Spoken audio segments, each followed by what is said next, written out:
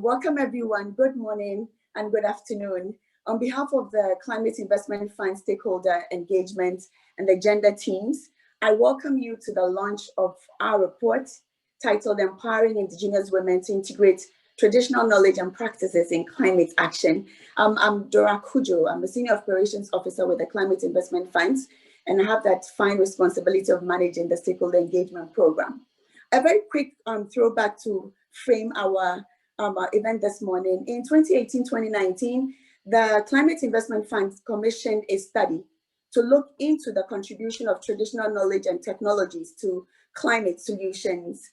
And this was in our effort to identify policy and operational entry points for further strengthening our engagement with Indigenous peoples and local communities.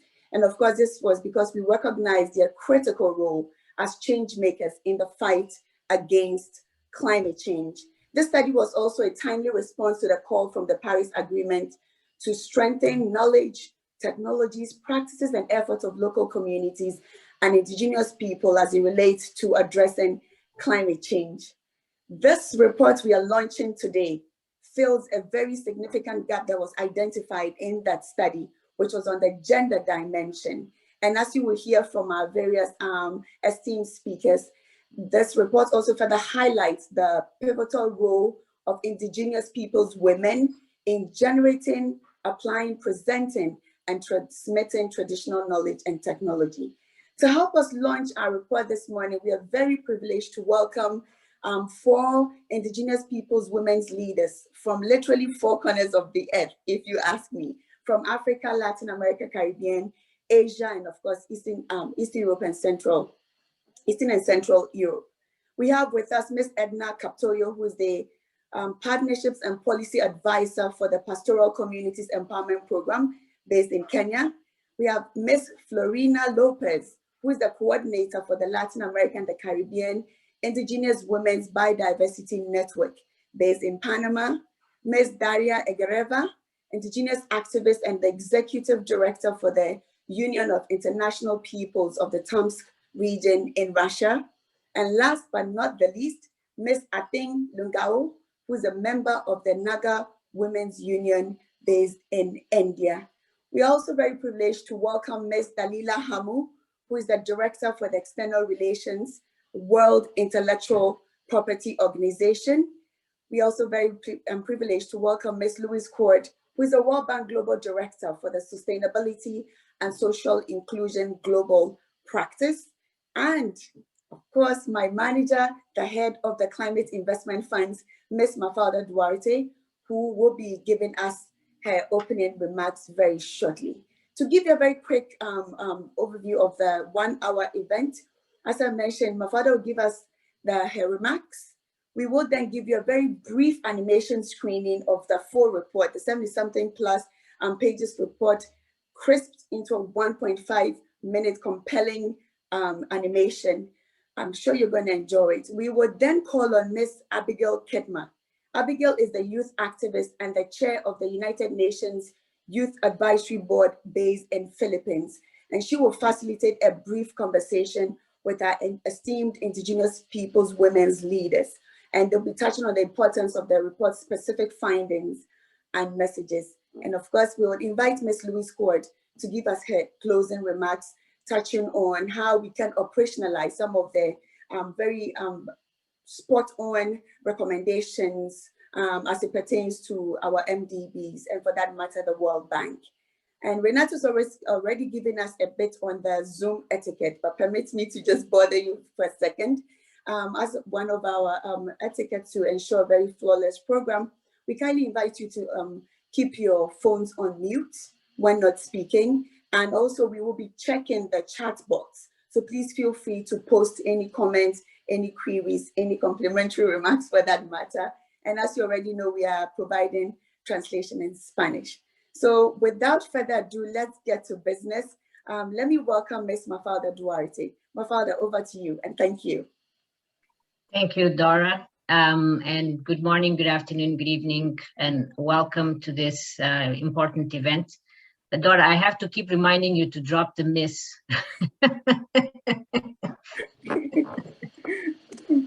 We'll get there. But again, thank you very much. I make Dora's words my own. Welcome, a big welcome to this event where we are launching this very timely and critical report during what is, as we know, Women's History Month. And during this month, we are celebrating the accomplishments and the vital contributions that we know women have been making throughout history and in today's world as well. But today the focus is on the crucial contributions of Indigenous women in the fight against climate change. And I'm really delighted to see this panel, to see the composition of this panel. And as Dora said, we have leaders of Indigenous women's organizations from across 4 regions in it. So I welcome also you, Edna, Florina, Daria, and Ating. I'm a champion of women's empowerment, as my team well knows, and I'm also a champion of youth empowerment. Those are 2 areas that are very close to my heart. So I also welcome you, Abigail, youth activist. I really welcome you to this event, and I'm really pleased to have a youth activist amongst us. And also, of course, thank you to Dalila and to Louise for being here with us today. As Dora said, I have been having the honor and privilege to lead the climate investment funds for a while, and I have been working with these funds almost since inception. For those of you who might not be familiar with the funds, this is one of the largest multilateral climate funds active globally. We were established back in 2008, so quite a while ago, and at a time when certainly climate investments weren't a priority in most countries. And what we have been doing is certainly providing the necessary assistance to the multilateral development banks for them to then on work with the governments and private sector institutions to drive these low carbon, climate resilient, socially inclusive investments, both in adaptation and mitigation. Right now, we have quite a global presence. We have more than 310 projects across 72 developing countries, across an array of areas, from the energy sector to transport to agriculture to our resource management to forestry.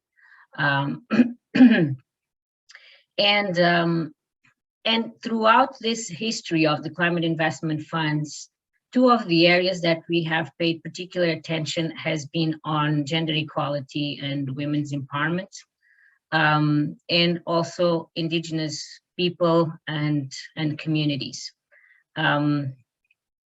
So just to give you a sense, of course, we are already in our in the phase of implementation of our gender action plan. It's phase 3 of our gender action plan, and we have been really making efforts together with our implementing partners and governments and organizations in country to make sure that we enhance women's position in terms of assets, in terms of livelihoods, and in terms of their voice. And we have been seeing progress. And one of the ways that we see that progress is, for example, I'll just give you 2 examples. Overall, of our project beneficiaries, 48% of those are women. And another example, through our investments, we have created more than 20,000 renewable energy jobs that are held by women.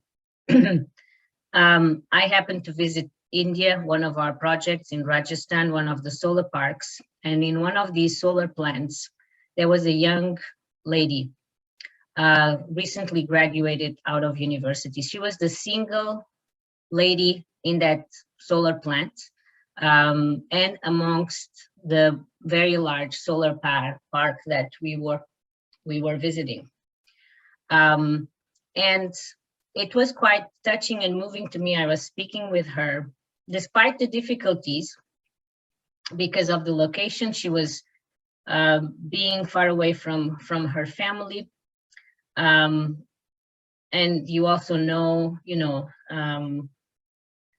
how women can be vulnerable in India. And we all follow the stories in the media. But she was, first of all, of course, she wanted to be part of the future of India, and she wanted to be an example to other women.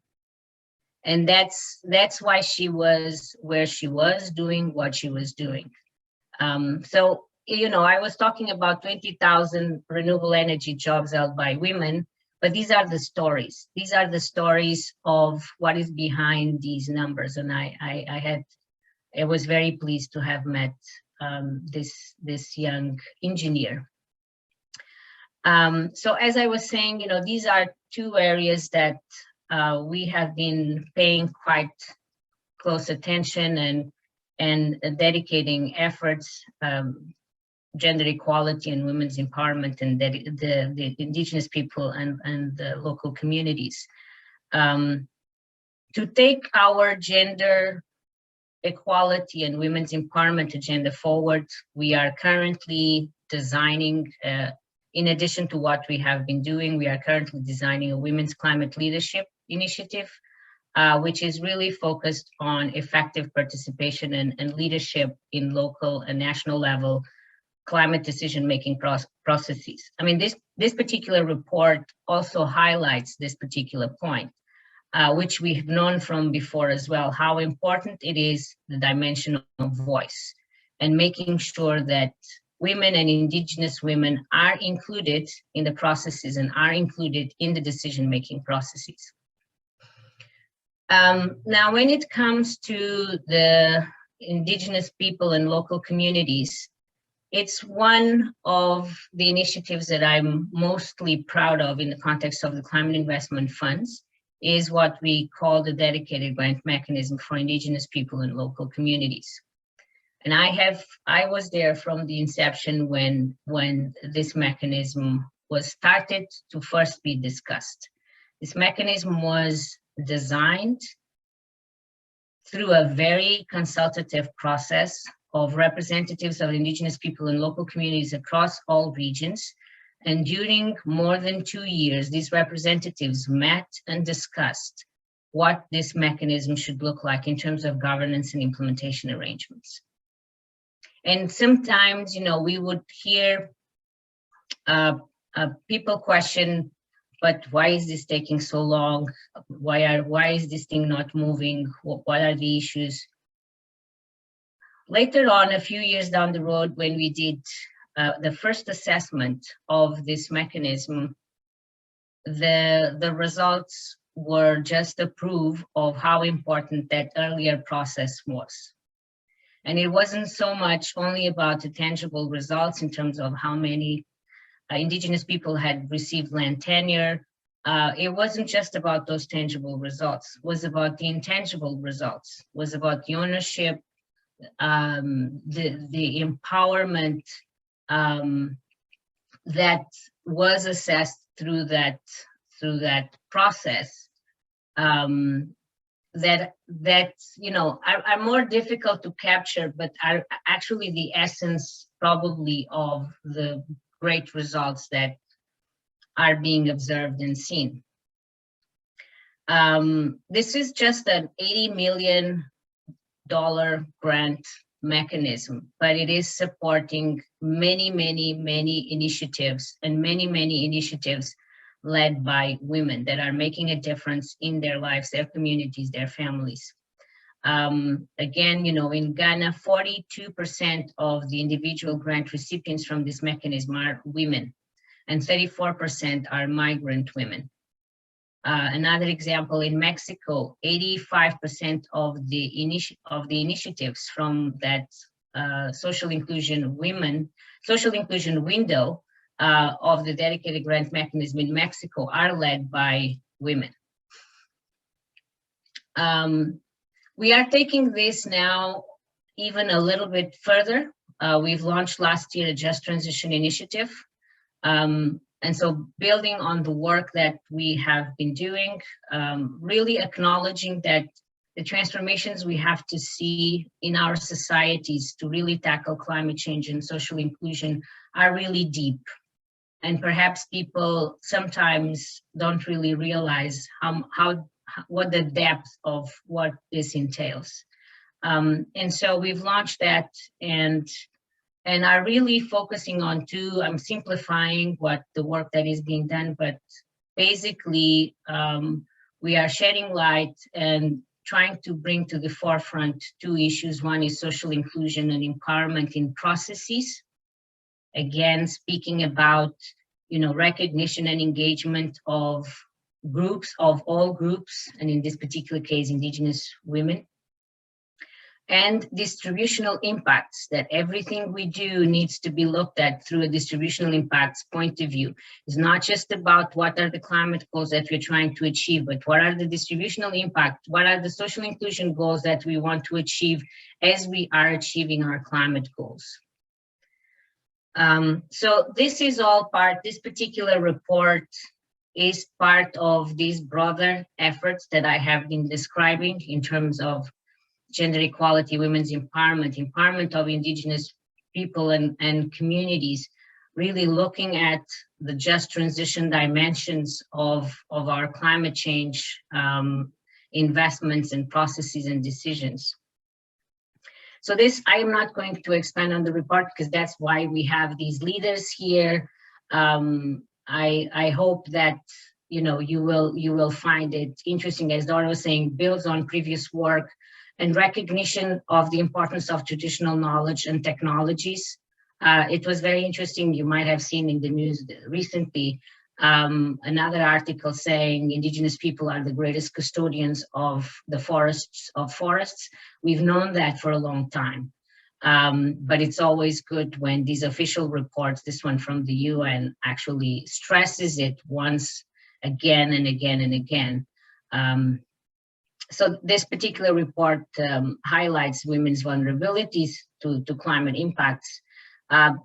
And while this is always important, I think it's very important, I like the message of women in general and Indigenous women in particular are enormous change makers, agents of change.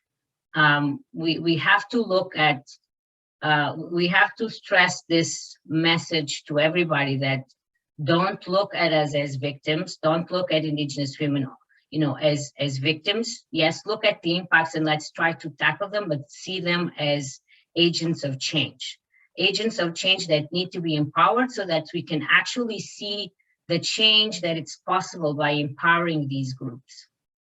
You will see, as you hear about the report, you will hear about the practical ways that are being recommended to do this. And my commitment to all of you is, and working with my team and our partners, to make sure that these recommendations are taken on board in terms of the work we do, both in terms of the next Women's Climate Leadership Initiative, but the work we do in terms of stakeholder engagement, enhancing our stakeholder engagement practices, but at the investment levels, because that's where we can also make a very decisive contribution. So with that, I welcome you all again. I thank you for being here. Thank you for being who you are and the contributions you are giving to your communities and to all of us globally. And I look forward to hearing from you. Dora, thank you. Thank you very much, Mafalda. Thank you for positioning the report. Ezgi. Hi, everyone. So we are just gonna screen a short animation that we produced based on the report results. Indigenous women are among the most vulnerable groups to climate change, facing extreme poverty, violence, and limited access to basic services and livelihood resources. They are marginalized and underrepresented in climate change decision-making processes. Our study shows that Indigenous women are not only victims of climate change, but also change makers for climate action. They are creators, custodians, and transmitters of traditional knowledge and practices critical for building the resilience of their communities to climate and other shocks across regions. Indigenous women are experts on indigenous tree species, support ecological restoration and combat deforestation, provide and protect water sources, forecast weather to help their community take cultivation decisions, increase agricultural production, respond to COVID-19 by sharing information and food. They provide, protect, and nurture. It's time to learn from them for effective, inclusive, and gender-responsive climate action. As climate and development practitioners, it's time to see them as our partners in our fight against climate change. Let's research and document their knowledge, protect their intellectual property, build their capacity, include them in decision-making.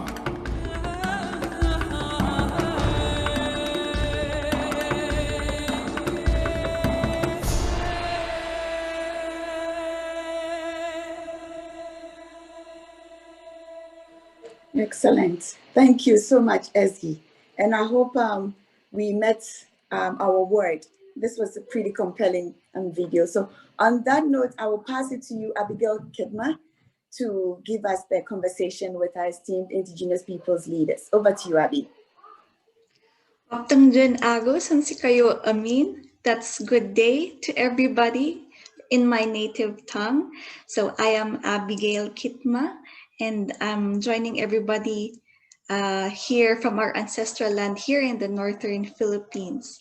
So I'd like to say that this report comes at a very crucial time here on Earth, with all the environment-related crises in the recent years, such as extreme droughts, bushfires, disasters, and now recently the COVID-19 pandemic. And I know it has been said by Mafalda very well as in the video, but I think it's worth reiterating that although we are differentially impacted by climate change, negative climate change impacts, but really Indigenous women and youth are change makers. And as a young Indigenous woman myself, we stand with our communities not only as recipients of knowledge from our parents and elders, but we are also developers, innovators, and mobilizers of change. And our actions may be small and not as charismatic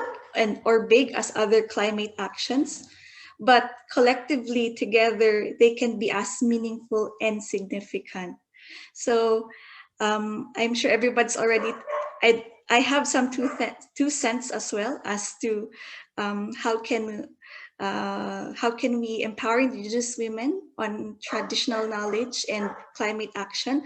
But maybe let's first hear from our four sisters from the different corners of the globe, as Dora has mentioned.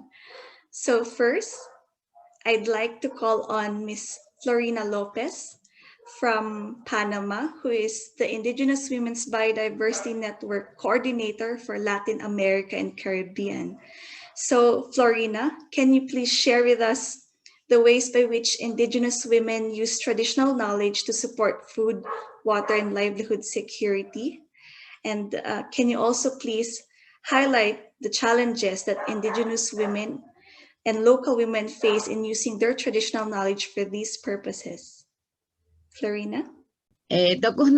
Muy buenos días. My apologies. Good morning to everyone.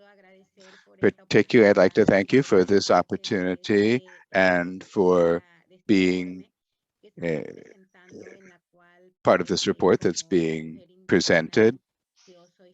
As an Indigenous woman, I am Florina Lopez of the Kuna people of Panama, coordinating the Indigenous Network on Biodiversity for Latin America and the Caribbean. For us as Indigenous women, this is a great opportunity to be able to include in this report our proposals, our ideas, our experiences, and how what Indigenous women have done to respond to these challenges when one speaks of the impacts of climate change on the lives of Indigenous women, above all else. And from our perspective and from our viewpoint as Indigenous women, we have always historically, from the times of the historical memory, of Indigenous peoples, we have always played a key role in addressing challenges, in making proposals, in putting forward alternatives, precisely drawing on our traditional knowledge as Indigenous peoples, where Indigenous women have a role to play of transmitting and serving as custodians and protectors of preserving for our future generations everything that is biodiversity and our own practices that lead us to come up with strategies for addressing climate change. And I could also speak as an Indigenous woman in Panama. Indigenous women in decision-making structures have not had a major role, I imagine it's like this everywhere else, in being part of this process. Nonetheless, by our own efforts, through this constant struggle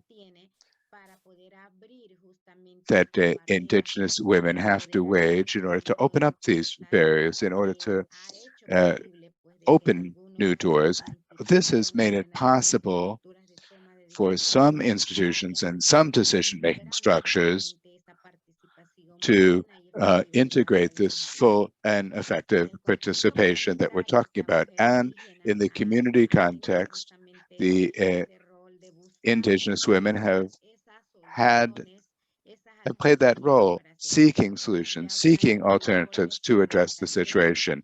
I could mention in the report mentions some initiatives that are born of our own being as Indigenous women. For example, in Panama, I could also talk about the Embera people. And through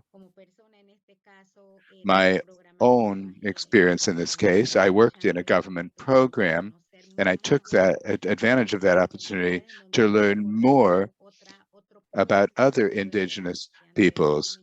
I went to where the Embera peoples live, and I had not done so, and had not had the opportunity to do so. And before that, and I was able to see women's initiatives in a community where women were planting native trees. And I asked them, why did this initiative come about? Who was supporting you? What institution, government institution, or your own institution, or a private institution? And she said, no, that was born of their own initiative. By looking at what was going on day after day without knowing about the climate change issue or anything about the Framework Convention on Climate Change, none of that. They'd had no training about any of so many other initiatives that are coming about, but they, from their own experience, their day-to-day experience of seeing how the rivers were drying up, the logging, which was having such an impact, through the practice of traditional knowledge, they all got together to begin to plant those native trees, because there are so many companies in their territories that are cutting trees down. There's such an impact. The rivers are drying up. They're not able to use their own natural resources to develop their traditional knowledge, traditional medicine, the trees that they use to build their housing. The impact that you always get in such cases as elsewhere. So this was a way of giving reality to this resilience. We talk about likewise in the Kuna communities. As we are experiencing the pandemic, we are also taking our own initiatives when it comes to food security, beginning to plant and working side by side with the men in order to make sure that we can get that food that we need for our day-to-day survival, because aid is not coming from the governments as we would like. There are some initiatives that are helping out. Yes, I can't deny this, but being at the head of the household, seeing how food is scarce on a daily basis. And so Indigenous women have played that role, have taken up that leadership in some communities, also to work on working also in agricultural production. So this is an opportunity where women are showing that in many cultures, such as the Kuna culture, Indigenous women don't have a big role in decision-making structures. Rather, most of the authorities who make decisions are males. But today, we feel that women's voices are being heard with initiatives in respect of climate change and so many other issues. And so this report, I believe, gives visibility to Indigenous women. It shows us with examples of how women are becoming increasingly empowered in their day-to-day experiences and how their voices are being heard in international, regional, and national and local scenarios. And because of this, I would like to thank all of these institutions for these partnerships that have been created in the regions locally, where women have seen this need for such alliances and partnerships to see how important they are. And with institutions such as the World Bank, the Indigenous Fund, and so many other international institutions, which at one time or another have supported these initiatives and that need to continue to be supported, because today the needs for Indigenous women have tripled. If before we faced major challenges, we face twice as many today. So I believe that this report will allow an opportunity for other institutions to express their solidarity with the work of women, which is so often is the result of their own initiative. I think my time has run out, so I just wanted to share this idea that Indigenous women are working much more intensely. This is only natural in us. Indigenous women, when we hear our stories from our grandmothers and our grandfathers, well, I think this is a process for the new generation to walk down these paths, to weave together those stories, that path forward, that work that we have been engaged in as Indigenous women. And I think that today's women have a much broader mindset, sharing Western culture with their own culture. I think their work is much stronger, drawing on new technologies, it's much stronger. So I think that the women who are in the communities feel more accompanied in this work process. They feel that they have a greater opportunity to give us these inputs so that we can continue working together. So thank you very much for this opportunity. And I hope that the report will be published in Spanish as well. I know that will be done, but it's so important for Latin American region. Oftentimes, because of language considerations, well, that's another barrier we face. So I'd like to thank you for this, and I wish everyone the best of success in this work. Okay, gracias, Hermana. So from Panama, we now go to a few time zones later. Let's turn to Ating, who is a member of the Naga Women Union in India. So Ating, can you please share with us briefly how Indigenous and local women use their traditional knowledge to support communities in managing climate change impacts?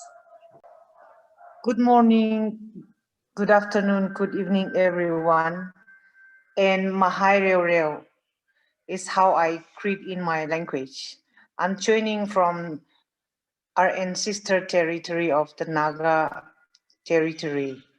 It is an accepted fact that Indigenous women are the provider and caregiver. Although we are not part of the decision-making bodies within our own community, neither are we in the local or national government.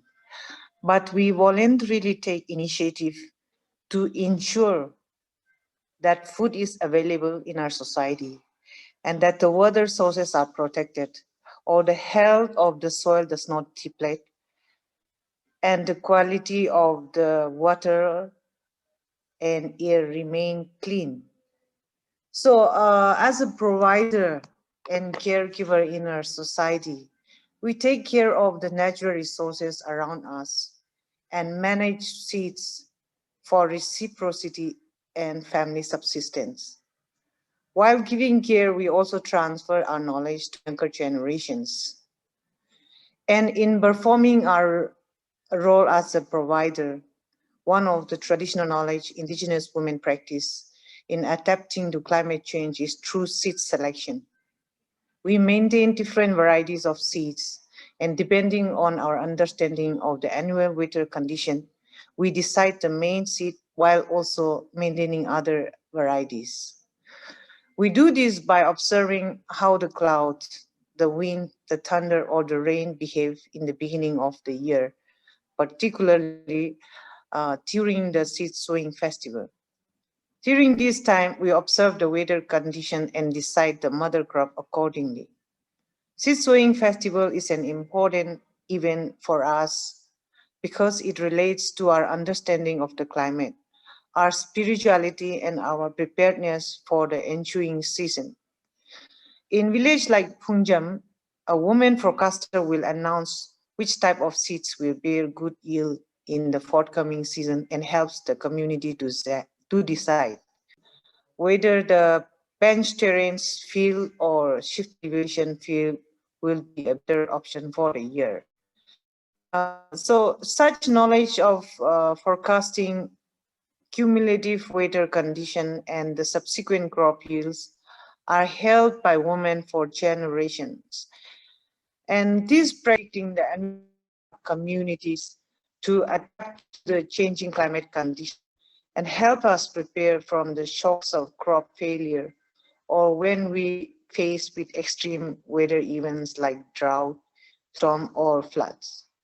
For example, we have seed varieties that are resistant to drought or rain, and short varieties for storm and long one for floods. The short varieties crops and tuberous crops are grown to tide over dry spell or drought. In this way, we attune to the changing climate condition and live in harmony with nature. Mountainous terrain with limited flat land and practices both bench terrace and shifting cultivation practice, agriculture practice. To support our community, we Indigenous women make use of every available land for cultivation, like the terrace field, homestead or kitchen garden, and grow different types of vegetables and fruit crops aside from the backyard poultry and piggery or the chum field. Many have critiques our practice of shifting cultivation or agroecological agriculture system as bad for the environment. But based on our mountain context, it is climate smart agricultural practice to us.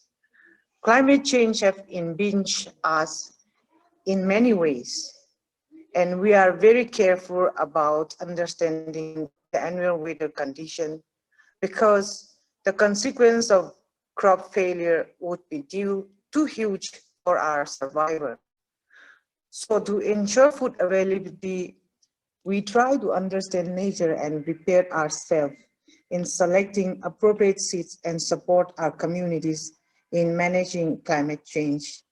Thank you. Thank you so much, Ating, for that. And now we now turn to Daria from Russia, who is the Executive Director of the Union of Indigenous Peoples of the Tomsk region. So Daria, can you share with us Indigenous women's traditional knowledge of their territories and how it protects communities and supports traditional medicine? Okay.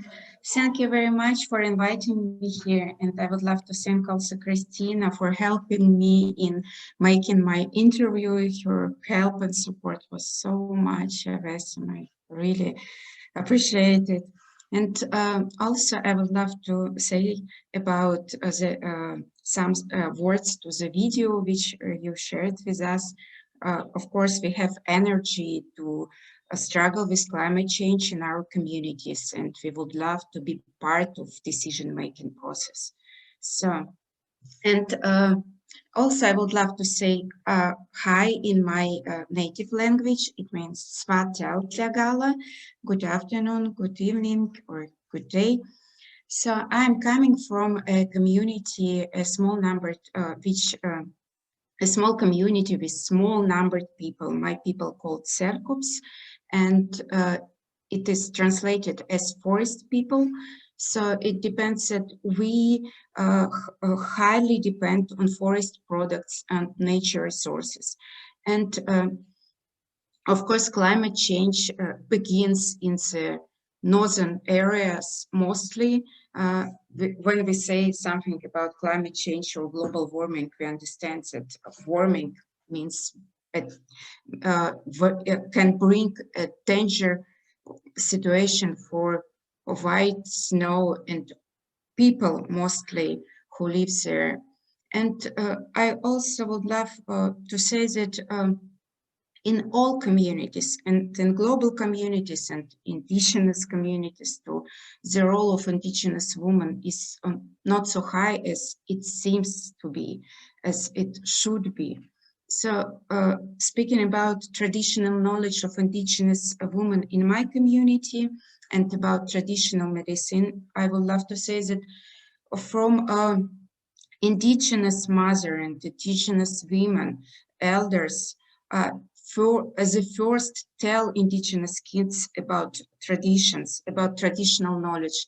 As for example, we say a modern mother, they say her kid the first knowledge about the global world besides the home.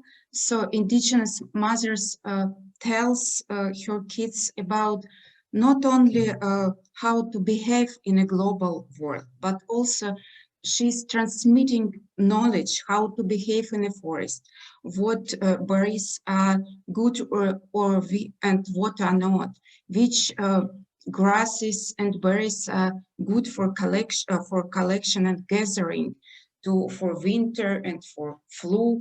So now we are collecting traditional knowledge in my group on how to protect pandemia. So, and we also use grasses and berries, and we are trying to show that these summers, which are really hot now, bringing troubles to our communities, because we cannot collect berries for medicine because we don't have it anymore in forest in front of the communities. And I also would love to make some point on traditional ceremonies. We have some sacred sites in front of our communities, and one of the sacred sites in front of my community is cemeteries. And for my people, the cemetery is not a place where people should go or should walk. If you want to remember a neighbor, or if you want to remember a relative which passed away, or you should remember it at home, because the cemetery was known as a place where illnesses are and where diseases or disasters may come to communities. And now people from our communities should check the cemetery in front of the community, because water in spring come earlier, and there is a peak water which also can bring a dangerous situation to communities, because no one knows, because it's a cemetery and no one knows which disease or illnesses can bring big water from the cemetery or something like that.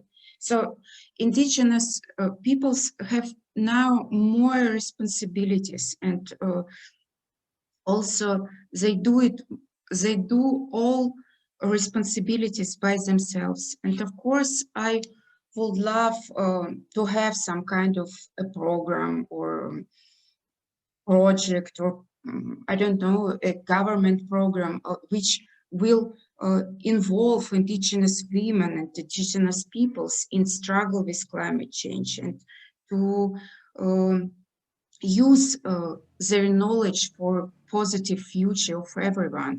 You know that in our calendar of nature, traditional calendar, almost each day in a month is remarkable. It means, excuse me, Daria. Sorry? I'm sorry. Yes. Can you wrap up in 30 seconds? I'm really sorry for this. Yeah, no, I'm concluding. Much. Yes, thank you. So each day in a calendar is remarkable. For example, the second day of the August is a day when the water is cold, is making cold, and this day is also noticed by local population. So there is such a collaboration of knowledge now. So traditional knowledge transmitting to local peoples too. I'm sorry that I took so much time. Thank you. No worries, Daria. And now we turn to Edna Kepto from Kenya to share us about how traditional knowledge can address other shocks such as COVID-19. So Edna, please go ahead. If you can do it in 3 minutes, that would be great. Greetings, everyone. Thank you, Abby, and for this opportunity as well from the CIF for the launch of the report. I hope you can hear me well. In terms of Indigenous women and, of course, generally Indigenous people, we did experience as well the COVID, the pandemic and its impact. And of course, it presented a number of challenges to Indigenous people's livelihoods. And of course, given the fact that we live in communities which are geographically hard to reach and also with limited or less healthcare infrastructure, also education and others. So we were at more risk than other segments of the population, also because of the hard to reach in terms of the media that was used in communicating to the communities about COVID. And there was a lot of misinformation. Even up to now, there's some misinformation. However, we'll discuss later how Indigenous women have been able to address that.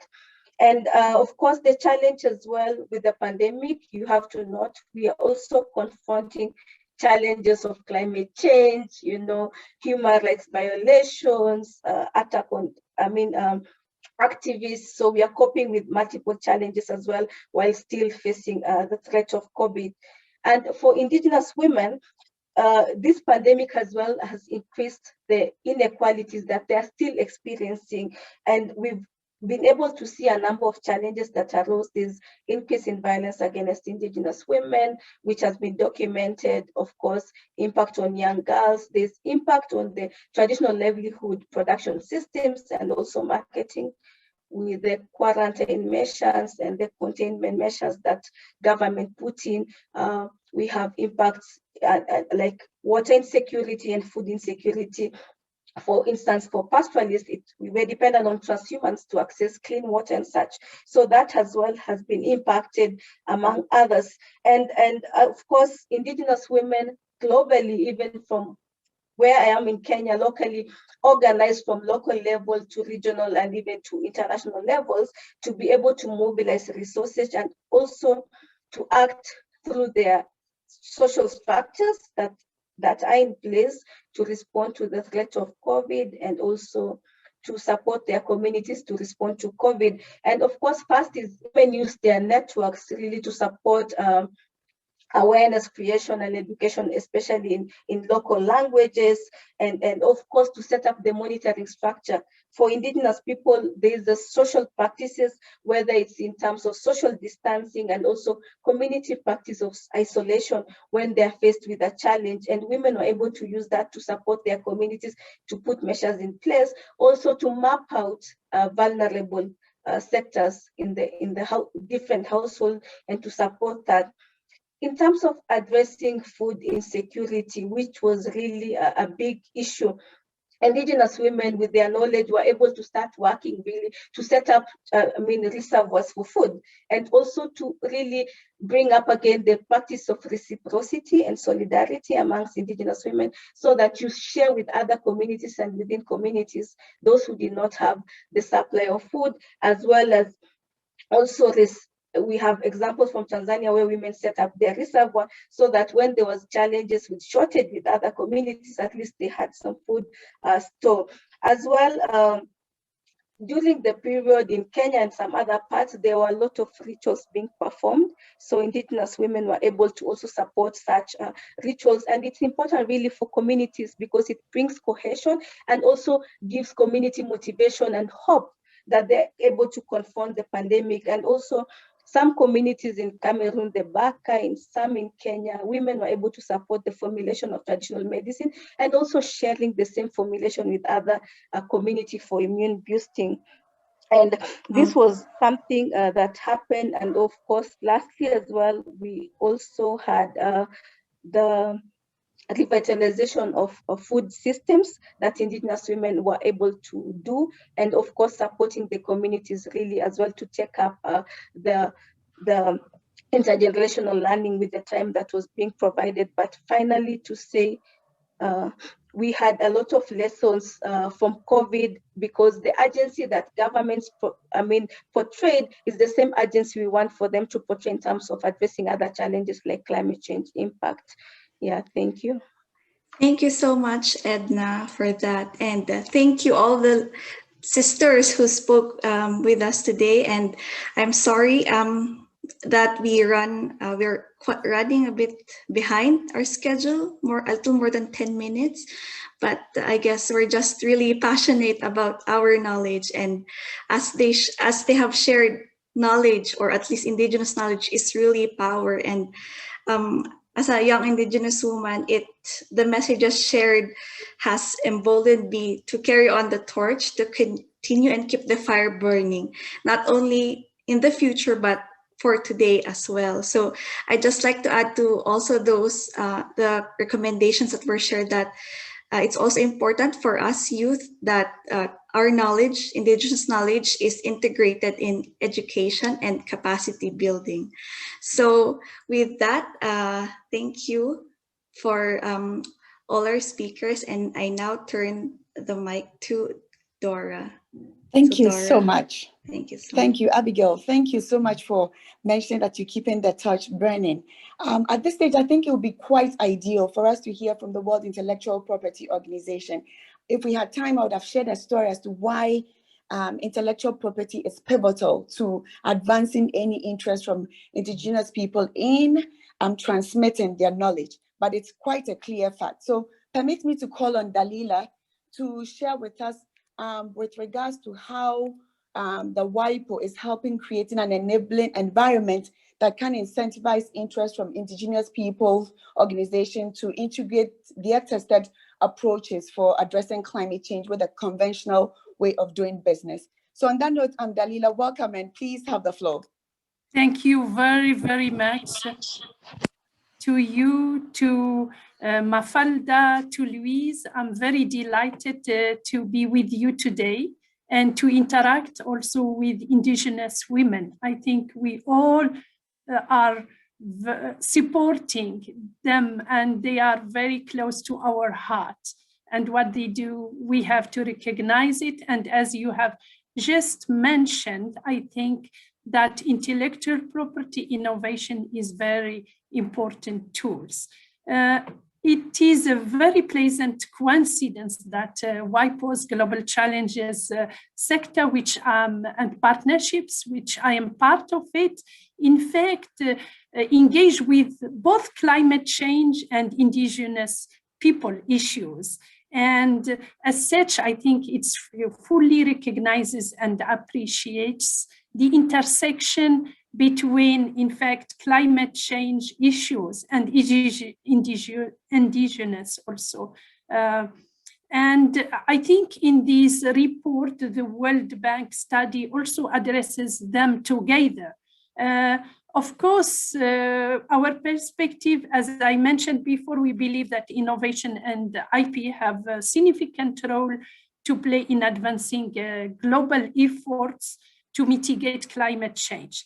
As the global community focuses on ways to combat the effect of climate change and the transition to low carbon future, the impact on indigenous people, I think in particular, indigenous women cannot, for us, be overlooked. Indigenous women, we believe, all here around the table, possesses a wealth of environmental knowledge, which can be critical in effectively adapting to climate change. And I have an example, but I don't know if we have time to maybe mention this example. For example, in Timor-Leste, the custodial practices of women in local communities help the communities to identify more reliable water access in interior mountainous region, take the decision to move from coastal to highland areas, and at the same time reduce dependence on coastal environmental through protecting fish and many other species.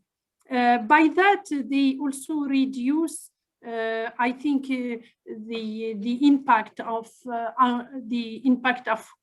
environmental effect.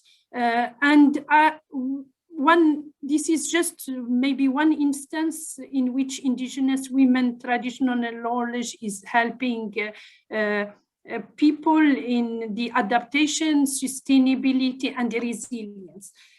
This is, of course, one challenge that exists in integrating, I think, indigenous women traditional knowledge in climate change action, some of which are included today in this study that you are launching, this very important study.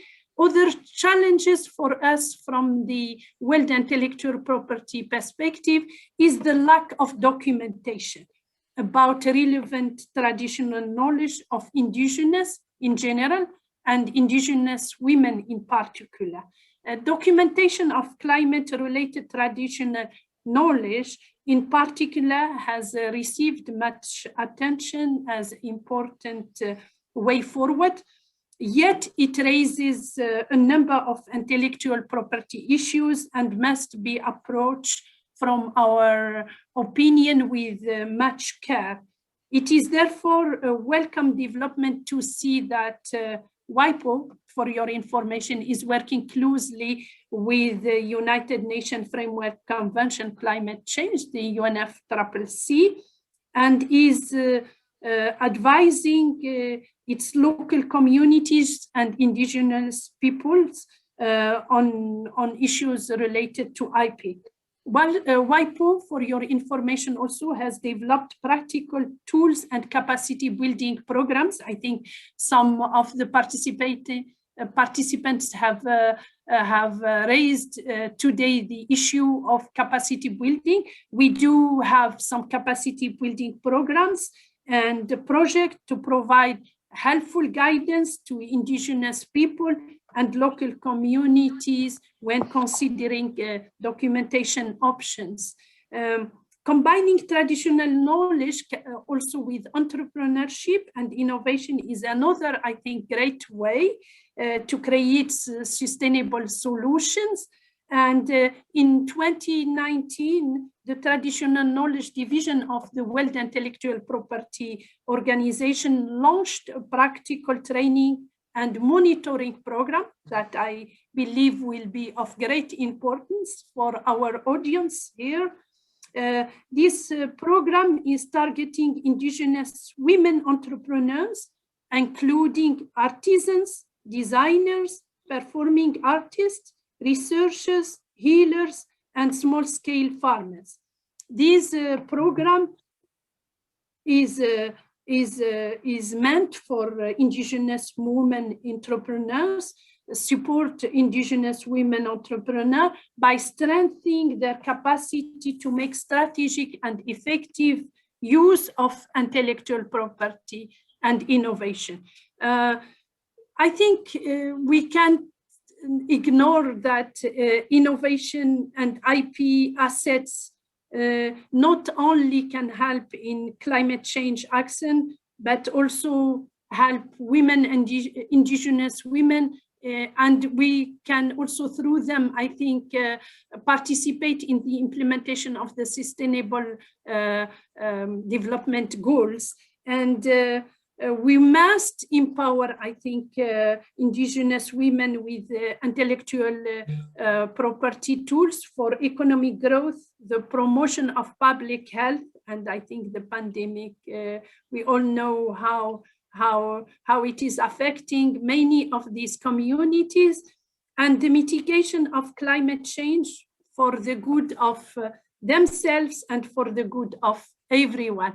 Therefore, we will be more than happy in the World Intellectual Property to help them. And I think you can share, I think, my contact number, the contact number of my colleagues in the TK division that are ready to help and assist this community. Thank you. And I'm very sorry if I have taken more time than what was scheduled.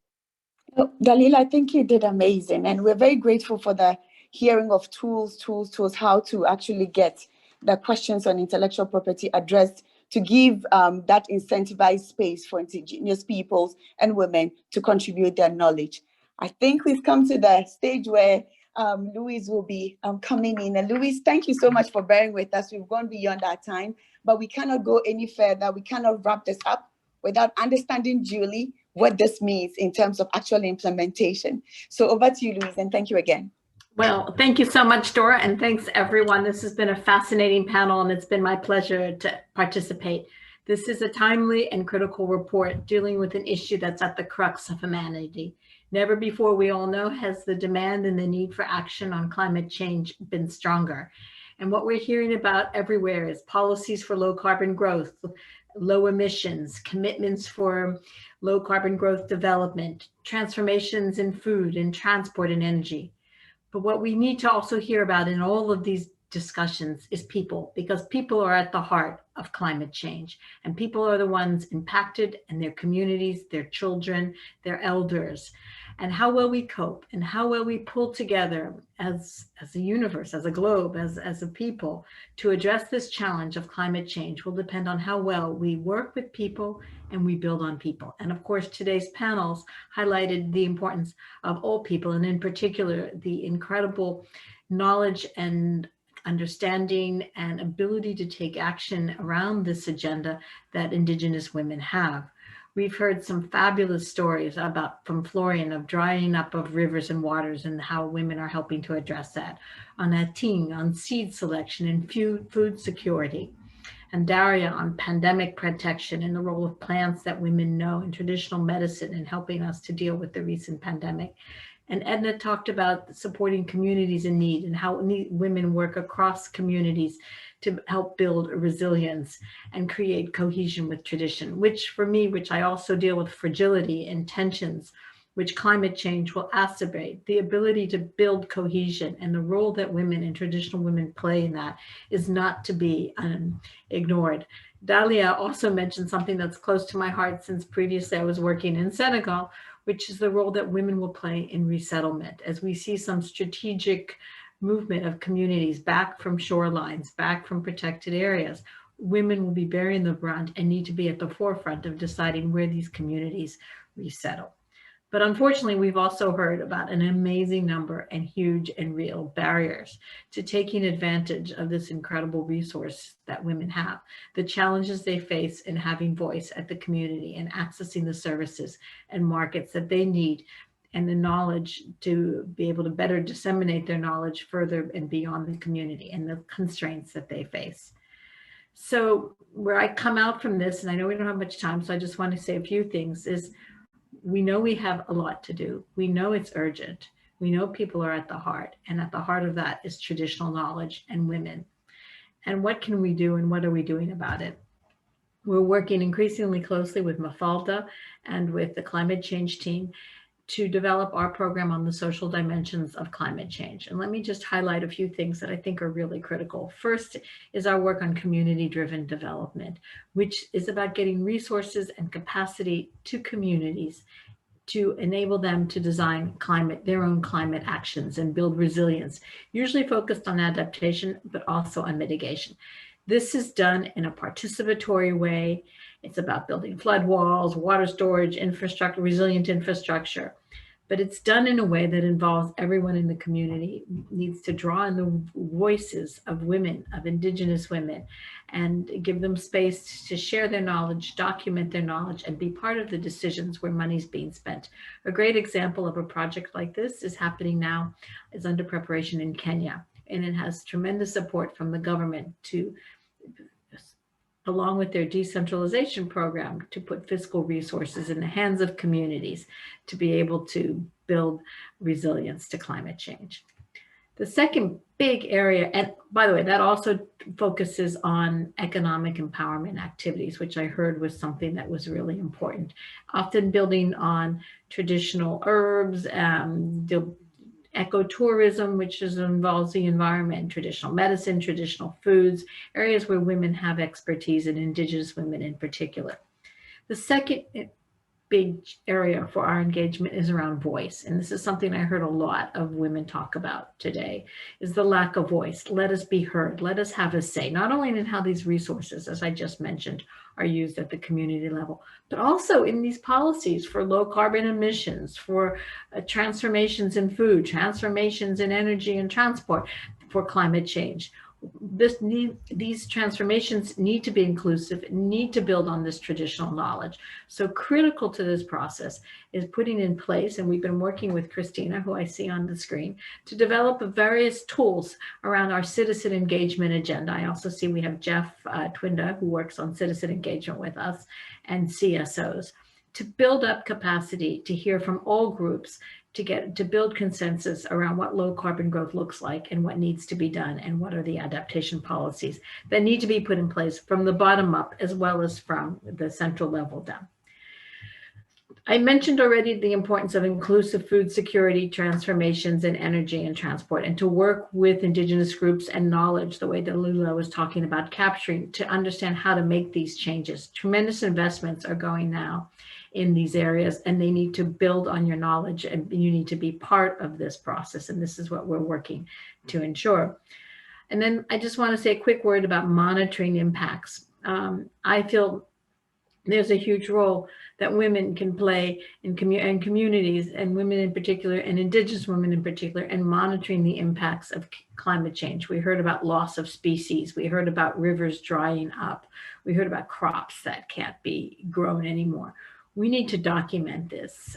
When I was in Senegal, I went out with Winnie from Oxfam, and we went out and we looked to see in communities, and they explained to us the huge changes that are undergoing. It's important to document these and to get them everywhere. I mean, the first place I heard about this topic was in a museum in Toronto, talking about the Science Museum and looking at climate change and Indigenous people in Canada. And so the demand for this information is huge. The role that we can play in educating the next generation so that action is taken, so that the universe, maybe that's a bit big, so that the planet is protected. So on that, let me just close this event. Thank the amazing speakers. Thank all of you who organized it, and Mafalda for inviting me, and for those of you who worked on the report, and for the incredible work that you're all doing. We all would like to continue to deepen our partnership. I see Diana's on the call, who also works with us on Indigenous peoples issues. So I'm sure we'll continue our work in this area. Thank you all very much, and have a great evening or rest of day. Thank you. Thank you so much. Thank you, Louise. Thank you, everyone. Thank you so much, Louise. Maybe just a shout out to our amazing lead author of this report, Christina, who worked with us.